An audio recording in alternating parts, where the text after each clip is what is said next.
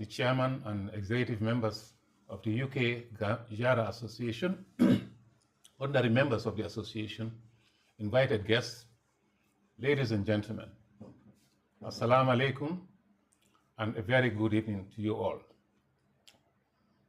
I stand before you this evening with two feelings that may seem opposite, but are truly one: pride and humility.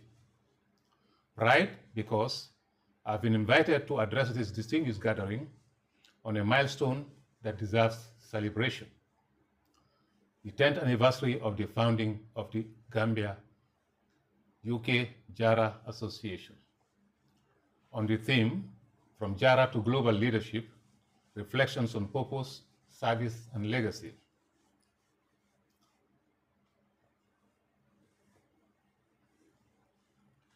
"10 years ago is not just a number.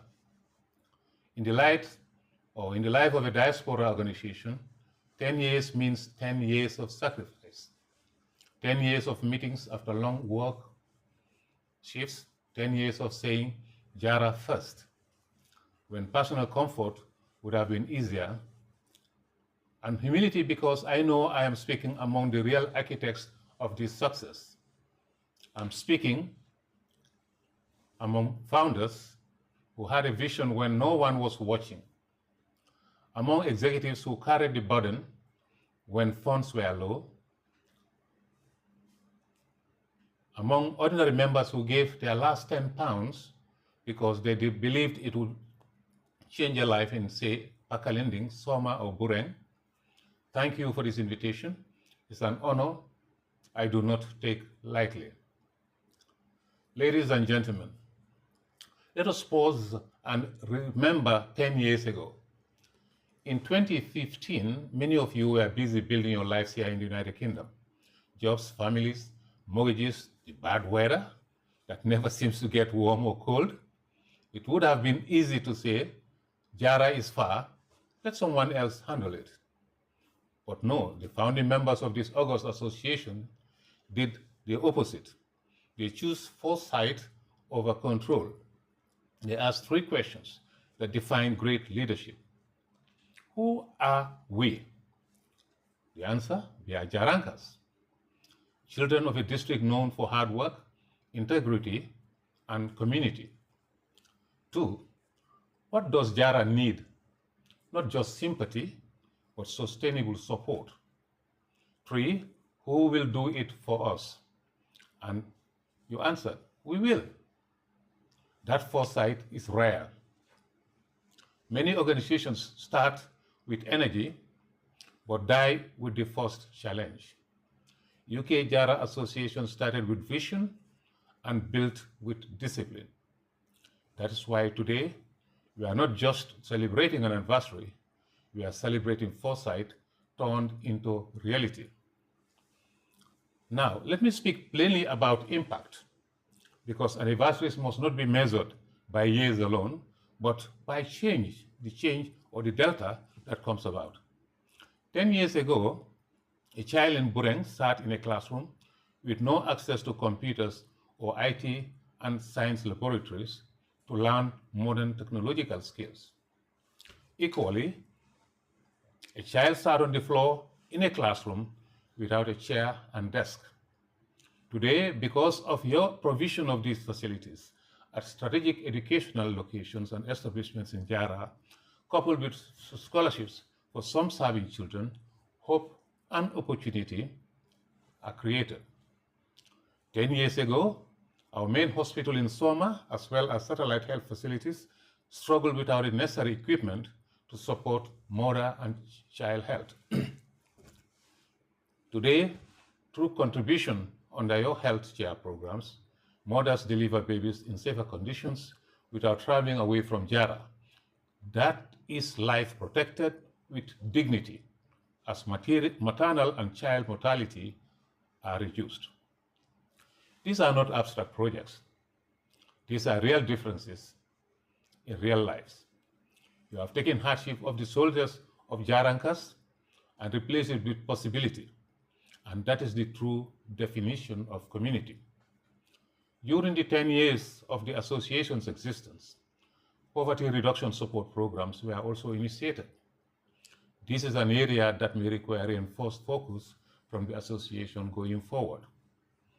In essence, and among your achievements, two areas make me especially proud: your focus on health and education, that is human capital development.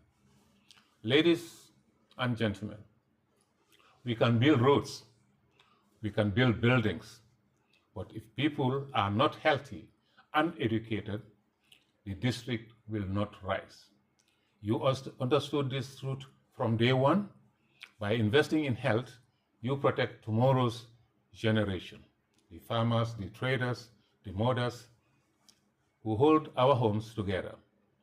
By investing in education, you secure tomorrow's generation, the doctors, engineers, teachers, and leaders who will speak for Jarra at the committee, international and national levels. This is how Jarra can become a prime leader among the committee of districts in the Gambia. A district is not measured by land size or population alone. A district is measured by the quality of its sons and daughters, and UK Jarra Association has made quality people its central mission. You are not just sending money home, you are sending futures home, and that is leadership. Now, turning to my personal journey to global leadership, that is from Sikunda, Pakalinding to the world, I share my story tonight not to boast, but to testify, to show you that your investment in human capital works, because I'm living proof. My journey began in humble Pakalinding, a small village, big heart, limited resources. Like many here tonight, my parents did not have wealth, but they had belief that education could open doors.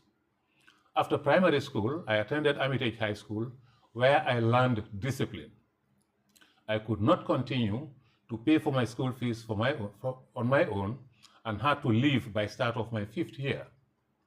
The circumstances would have been different had an association like the UK Jarra Association existed. Having left Armitage, I then sat to the civil service entry exams, passed and went to the government clerical school where I learned service. While at the clerical school, I studied privately and achieved 5 O-level credits and 2 A-level credits. This was at a time my classmates were still in Armitage and they have not actually even gone to the 6th form. Upon completion of my 2-year training at the Central Clerical School, I entered the civil service as a 3rd grade clerk, audit and accounts, rising to become executive officer accounts. It was humble work, but honest work. And it taught me that no job is small if done with integrity. But I also learned the truth that has guided me for 40 years, that education is a continuing process. So I pursued further training overseas. I became a chartered management accountant and a chartered certified accountant, a fellow of both CIMA and ACCA. I did not stop there. I earned an MBA in finance because I understood that learning does not end with one certificate. After professional qualification, my service took me through many doors. First, National Investment Board as financial analyst accountant at the permanent secretary level, grade level. Number 2, managing director of the Livestock Marketing Board, while concurrently serving as chairman of the GAMTEL, since its very establishment. Then, managing director of Gambia Public Transport Corporation for 10 years, serving our people through public service. Then, ambassador extraordinary and plenipotentiary to the European Union and 8 other European countries for 3.5 years, representing the Gambia with pride. Then, the United Nations called. I served as Director of Treasury, Accountant General, and Deputy Head of the Central Fiscal Authority, that's the Ministry of Finance, in Timor-Leste for 3.5 years, helping build the financial and public administration systems of a new nation under the United Nations administration. Finally, I joined the World Bank for 18 years, rising to Regional Practice Manager for Governance and Institutions in the South Asia region. There, I worked on public financial management, revenue and expenditure systems, budget management, anti-corruption, and public sector reforms across multiple countries, managing over 23 professional staff, economists, accountants, IT specialists, public sector specialists, etc. What is the lesson from this long journey for the UK Jarra Association? It is simple, and it is the same lesson UK Jarra Association teaches every day. When you invest in a child's health and education, you do not just help one child, you create a leader. I'm standing here today to support your cause because a child from Jarra deserves a chance. That is exactly what you are doing for the next generation. The boy collecting water today could be the engineer designing dams and bridges tomorrow. The girl in that classroom could be the doctor saving lives tomorrow. The child you sponsor today could be the ambassador representing the Gambia tomorrow. Your work is not charity. Your work is nation building, cascaded through in building the district you hail from. Now, a call to action. As we celebrate 10 years, let us also covenant to the next 10. Let me challenge us on 3 fronts. First, unity. Jarra is strong when Jarra is one. Let us rise above village rivalries and family politics. When we speak with one voice, governments listen. When we speak with one voice, donors trust us. When we speak with one voice, Jarra leads. Second, youth engagement. To the young men and women here tonight, Jarra needs you. We need your energy, your technological skills, your fresh ideas. Do not wait to be old enough. Come to meetings, join committees, run for executive positions. The future of Jarra will not be built by yesterday's generation alone. It will be built by you. Third, sustainable impact. Let us move from reactive giving to strategic development. Let us build endowment funds for scholarships.